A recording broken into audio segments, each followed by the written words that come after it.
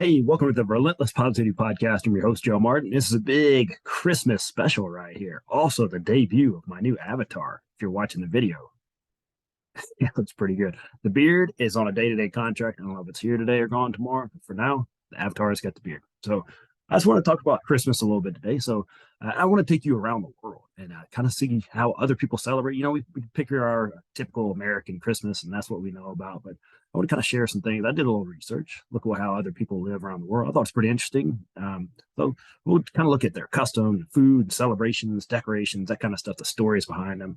Because Christmas is time for joy and celebration and sharing, but it's also it's a beautiful expression across the world in different ways. They got the markets in Germany where you'll find the Chris Kindle markets. They got handcrafted ornaments, festive treats, mulled wine up in there. That's always good, right? And then in Italy, the La Befana, I don't know how to pronounce it. She's a kind-hearted witch, and she delivers gifts to the kids on the night of January 5th. And she leaves sweets for the good children and coal for the naughty ones. We use that coal in our country. So in Mexico, they got the tradition of Las Posadas. It reenacts the journey of Mary and Joseph as they search for a place to find in Bethlehem. That Posadas means inn or lodging. So that's why it's that. Just talking about they're trying to find some lodging. And it's all about, it involves possession, singing carols, sharing traditional foods like tamales and ponche, all that good stuff. And then you go a little bit further north, just a little bit. Go over to Finland and you go to Lala. I'm going to ramp up for this one. Jalapuke, that's the Finnish Santa Claus. They had a Finnish guy of Santa Claus, right? So he delivers gifts on a sleigh pulled by reindeer. I think we stole that one. And Finnish families gather for they take a sauna and they have a delicious Christmas feast. They got roast goose, mashed potatoes, Christmas pudding. I'm not gonna lie, that sounds like a pretty awesome day. We have to try Christmas in Finland one day. And we go across the Pacific Ocean. You go to Japan, and Christmas it's a romantic occasion. Like a lot of couples get together. Christmas Eve is a popular date night, and they have elaborate meals, exchange gifts, all that good stuff. We move slightly over, go to the Philippines. They got the giant lantern festival. Light up the night sky with paper lanterns, symbolizing the hope and faith that the season's all about. And families gather together for Noche Buena.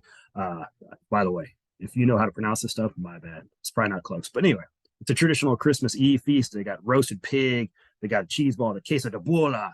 That's pretty good, right? And then the babinka, the rice cake. So they got these kind of traditional things they have over there. Then, in England, they're kind of known for their lively Christmas carols. They got the vibrant dances over in Ethiopia. And I love how it kind of offers you a look into the kind of the heart and soul of the cultures. It's pretty cool. So, and they remind us the universal value, this love and family and giving that kind of unites us during this time. And we appreciate the diversity of Christmas celebrations around the world. You're kind of talking about, hey man, it's a big planet. We're all one big person, right? So, and I thought that would be a fun little thing to go through. I thought it was pretty cool. Just talking about they're embracing the diversity of the world and remember the spirit of Christmas that lives in us. And that's what Christmas is supposed to be about. It's more than just a time of merriment, giving, the busyness of the season. It's supposed to be a reminder of the hope shining in the midst of darkness. A celebration of love that transcends boundaries. It's a call to, get back to compassion and understanding. The poet Khalil Gibran, he said, Christmas is not a time or a season. It's a state of mind. To cherish peace and goodwill, to be plenteous in mercy, is to have the real spirit of Christmas. And why just keep it to one day or one season? We're all capable of embodying the spirit of Christmas throughout the year. We can choose to be generous. Being generous is a choice. It could be your time, money, talents, all that good stuff. You don't have to just give money to be generous. And even in small ways, you can spread kindness and joy to all those people around you. You practice forgiveness. Understand somebody first before you go off on them. Let go of resentment, negativity, and we can strive for peace not only within ourselves, but in our community and go from there. You're in charge of that. Especially within yourself. Try to get some peace within yourselves this time of year. And throughout history, so many individuals have kind of inspired us with their unwavering commitment to joy and compassion and love for others, like Mother Teresa or Nelson Mandela, Mahatma Gandhi. That's just a few examples. And I'm not saying that you have to be Mother Teresa, but what if you maybe did 5, 10% as awesome as her, or just tried to be a little bit more like her every day? It'd be pretty good, right?